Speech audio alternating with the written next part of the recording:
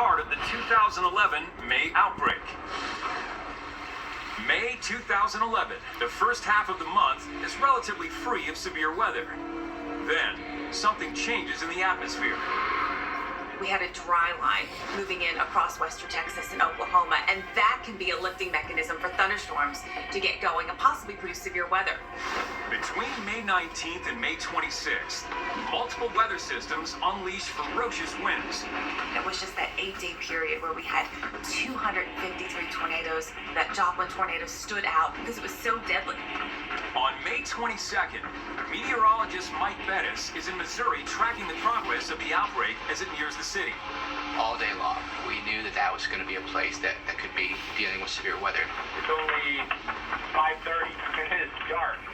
11 minutes later at 5:41 p.m., Joplin is struck by a relatively small tornado that suddenly intensifies into the ultimate monster. An EF5 tornado is as strong as they get. It's often said that unless you're underground, you can't survive an EF5 tornado. In this simulation, the tornado grows from an EF0 all the way to a mega-destructive EF5 in only 12 minutes. The EF, or Enhanced Fujita Scale, is the way a tornado is classified based on the damage that's left behind. As it roars into town with winds up to 110 miles per hour, the tornado widens and becomes more intense, generating EF1 type damage. Trees snap or are uprooted. Power poles fall like dominoes, especially dangerous because they can electrocute you from more than 40 feet away when they're on the ground. As it grows to an EF4, homes, businesses, and medical buildings are ripped to shreds by winds up to 200 miles an hour. Some cars weighing more than 3,000 pounds are picked up and violently tossed incredible distances, from 200 yards up to several blocks.